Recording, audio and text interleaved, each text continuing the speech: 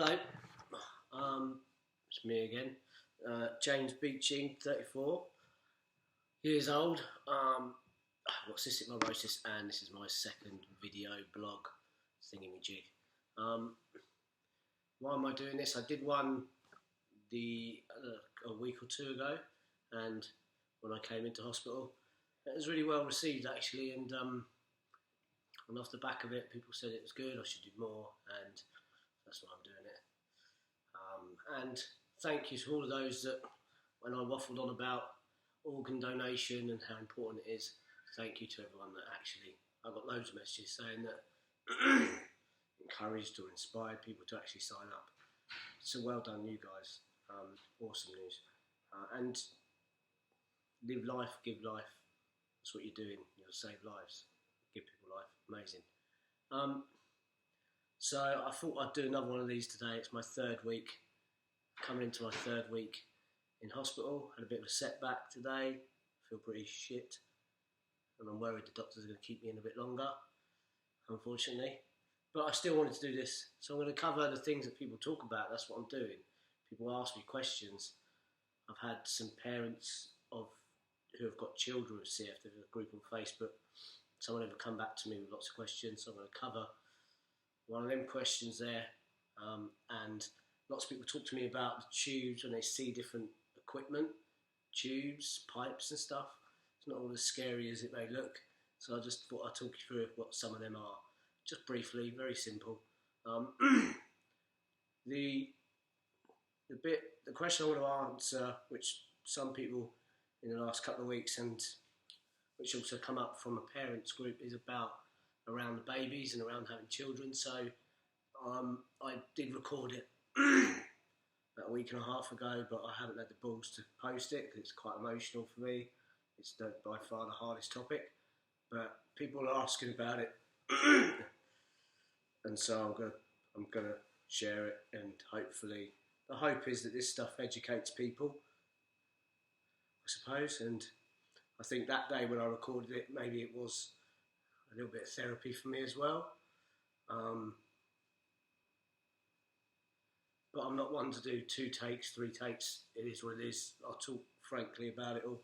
But yeah, so I'll try and show you some stuff in a second, and yeah, we'll go from there really. And then, like I say, switch off if you don't want to hear it. It is a bit emotional. I think I'll get a little bit soppy at some point talking about the kids, but it is what it is.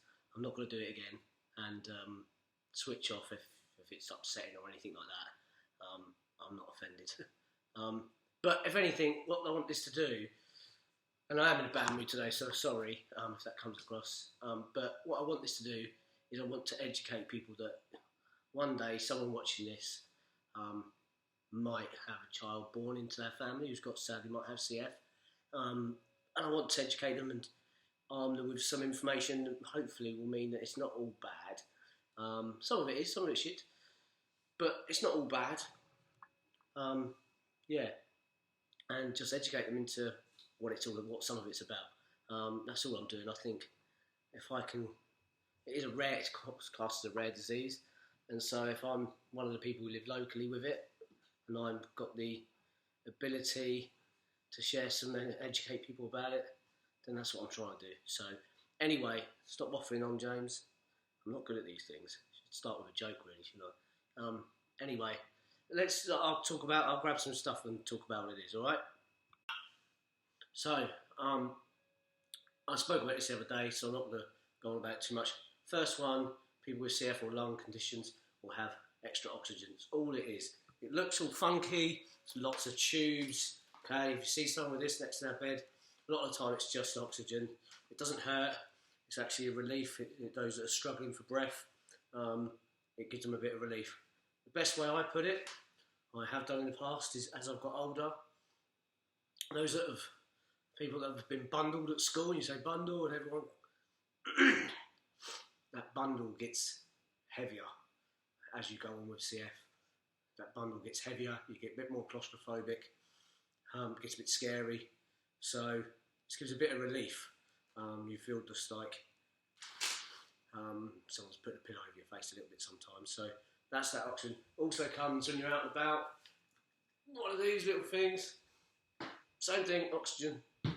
You're also get it in a compressor sort of thing. So yeah, that's all it is. It's just giving you a bit of extra oxygen. So that's that tube. Hello again. This thing sits by the side of my bed. It's called the Bird. I think the man who designed it was called Mr. Bird. This thing is, again, I remember walking past rooms when I was a few years ago and I wasn't using this, and it looks scary. It does. You think, oh, more piping, more tubes. Look at that. Makes noise. What it does is you breathe in, and it kind of, as you're breathing in, it's pushing in a bit more air and oxygen to get your lungs a bit more wider, a bit more open. So it forces air down there as you breathe. Doesn't hurt. Bit of a workout.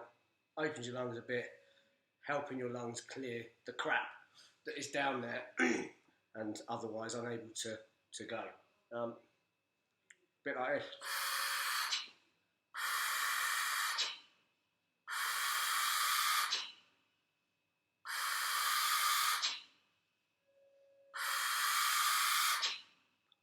See, it sounds a bit like something from Casualty, doesn't it? It does seem a bit scary, but it don't hurt. It's fine. It's just another way of helping your lungs clear some crap. It doesn't matter who we are. What matters is our plan. There you go. That one's called the NIV. That is a non-invasive ventilator. This is new to me, so lots of questions being asked about this by my family. What is it? Does it hurt? Blah, blah. One of the jobs of your lungs is to filter the oxygen, and then kind of it chucks out all the carbon dioxide that it leaves behind. If your lungs are getting worse, it doesn't chuck it out as much effectively. You get a build-up of carbon dioxide in your body. That can be harmful. So at night, your lungs shut down quite a lot, as does all your body. Shuts down to the minimum. Now, with people who are unwell with their lungs, it means that it's not working enough to chuck out all that carbon dioxide. So you wake up with headaches and stuff like that. They call it the hangover effect. You feel tired in the morning and all that. That, as you're breathing at night, it gives you it's a bit like the Bird. It gives you, so as you're breathing, it's pushing in more air. It gives you a bit more of a bigger puff as you're sleeping. It doesn't hurt. That's the thing. It looks bad. It doesn't hurt. It is something you need when your lungs are getting worse. And it's called the NIV. It's not a very nice sensation, and it definitely takes a bit of getting used to. But yeah, she's coming home with me. This is a drip.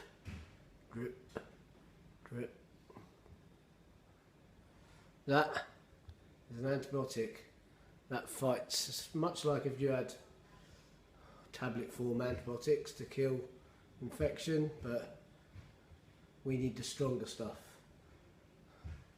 And that, lots of people ask about your arm, and that goes into your arm, which the reason it's not a small cannula and it's a PICC line it's called is because the strength of the antibiotics hurt as they go in if they're just these smaller veins in your arms. So basically this is a tube that goes up here to about there above your heart. It doesn't really hurt going in because you've got a couple of little local anaesthetics, and then in here is a much bigger, obviously, artery, and it kind of goes into the bigger vein artery there, much wider than these little veins, and therefore you don't feel it. So that's called a PICC line. Question 20. Have you ever felt regrets about having your children, in brackets totally insensitive I know, but maybe what I mean is, have you ever come across people who thought you were selfish for having children considering your CF? And did you cope with that negativity? And how did you cope with that negativity?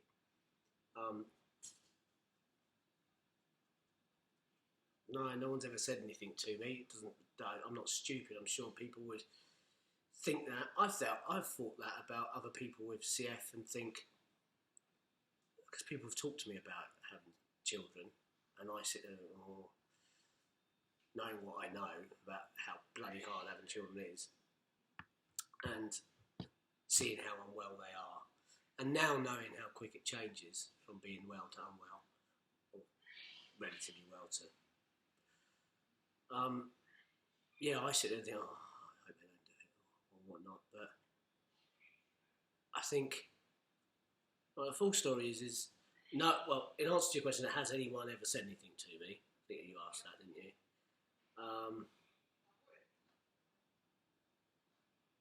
Have you ever come across people who thought, okay, people might think it, right? Absolutely, no one's ever come up to me and said and said anything to that nature to me. No one's ever going to come up and say to me, James, you shouldn't have done it. They probably know what they'd get.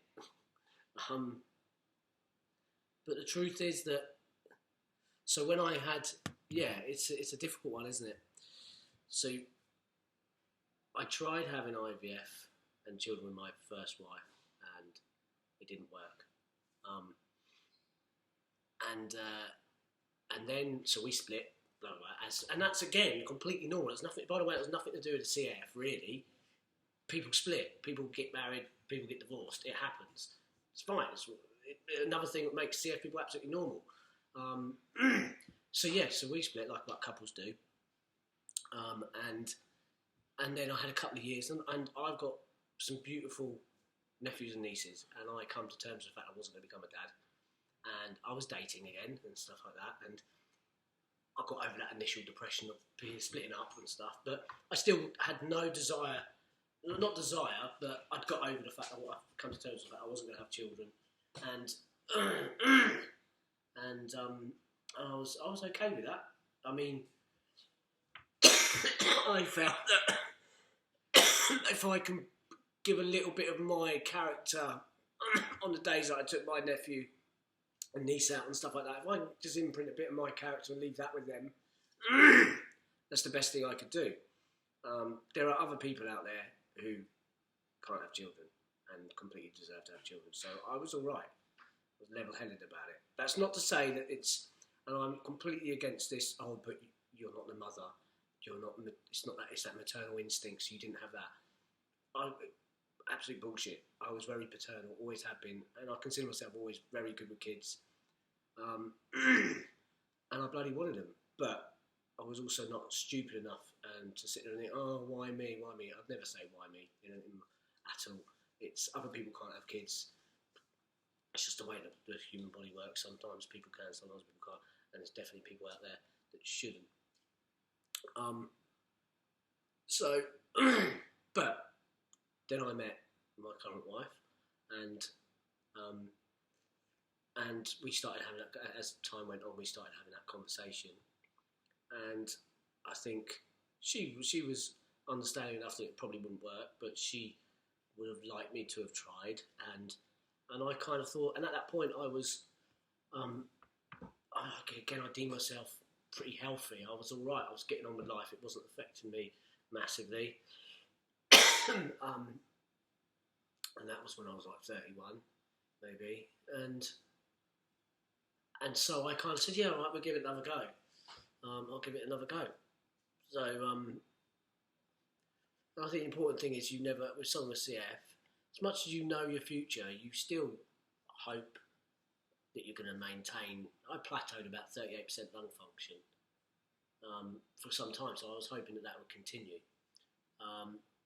And so then I tried, and we all hope that's going to happen. And then I tried for children, and it happened. The IVF worked second time round, and yeah, it's and when they were born, it was the hardest thing. Was from the minute they were born, I beat myself up every single day, and I still do today, about whether it was the right thing to do. Because I know now that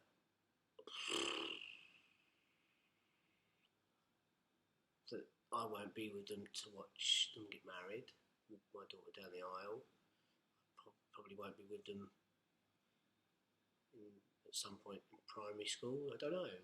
I'm at the later stage of CF that if I caught flu, if I caught pneumonia, I might not see them go to primary school. And it's that's the hardest thing. It's eaten me up alive. It's the hardest thing emotionally I've ever had to deal with, is the fact that these most precious things in the world that I chose to bring into the world, it was my decision. It wasn't as if I chose to do it with my wife. And but then as time's gone on, I've soaked up every single minute and been the best with them, and been the best dad I can be. And we've given them the best start to life. And all I can do, it's why I think I put a lot of pressure on, and I put unnecessary pressure on my wife, of us getting finances in order and the house in order and the wills in order and my funeral in order and all this business, because it's the only thing, because I can control them things, and I want to get it all sorted, because at one point I won't have any control over my kids' future anymore. But if I can do everything I can right now to give them the best start in life, that's all I can do. There's certainly a lot of kids out there. So the answer is, there's certainly a lot of kids out there that parents aren't giving them as good a life as we're giving ours. Just parents that shouldn't be parents. Just, okay, that's another thing altogether, isn't it? But I suppose the answer is, I'm sure that I don't think there is a right or wrong answer. I'd never tell someone with CF not to do it, but I'd never tell them to do it. I don't think there's no book written to tell me whether I did the right thing or not. All I know is that this world is just a better place for my kids, in it.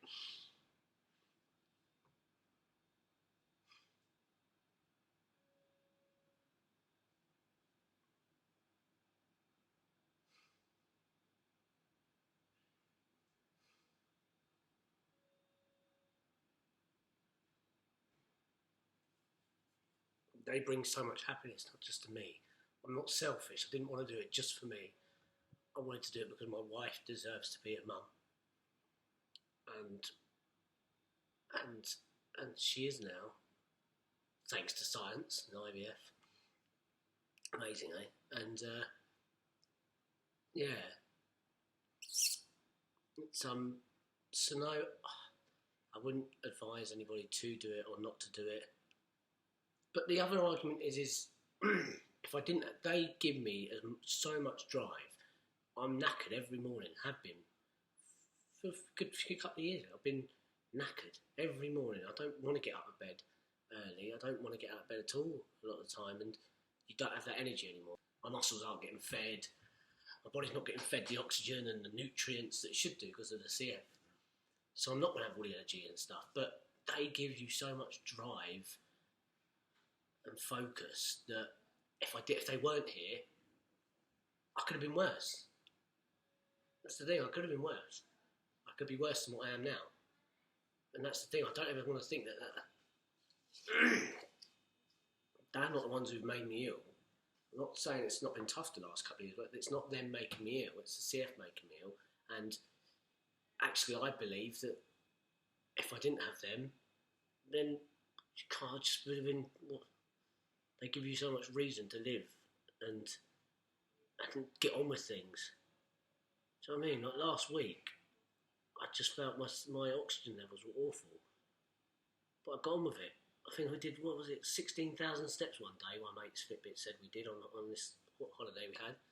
Every part of you's thinking, I just want to go home, I just want to lay down, I just want to phone the hospital and get in there.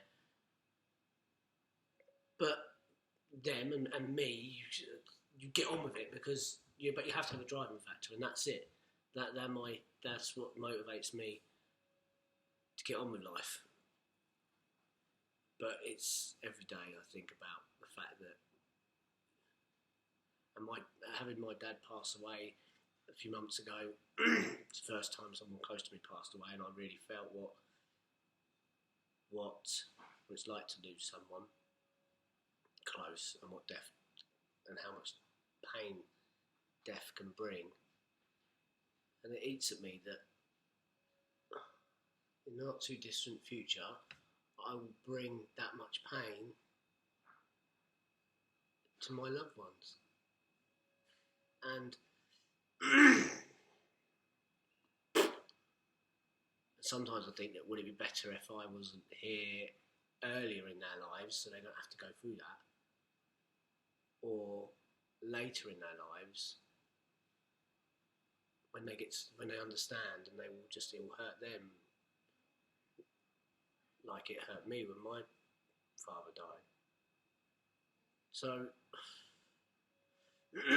anyway, I hope that question is a good question. So there we go. That's the end of that. Hopefully it's been useful. Like I say, I'm bringing up the topics and trying not to skirt around anything. The topics that you guys are talking about. So if there's anything else I can be useful for, just ping me a message or put it in the comments. Doesn't bother me. I'll try and cover anything that anyone's interested in. And it's important to thank you all again for those that did listen to the first video blog and it jogged their memory to go and sign the organ donation register.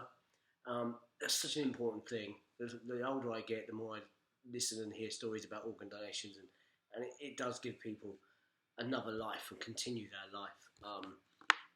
Otherwise, it would be cut short. And if you go on Facebook and you type that in and you like that page, you will see what I see, because I like that page. And you see little kids that have had an organ donation and their lives have been saved. And it's not just adults, it's kids as well. Do you know what I mean? They get extra years and live full lives because of a beautiful thing that people do.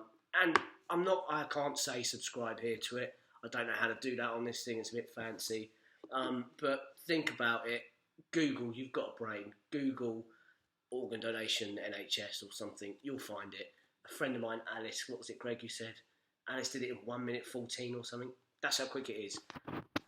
Do it if you're thinking about it. If you're one of them people that want to do it, just do it. Thanks for listening. Hopefully it's useful to someone. God bless you.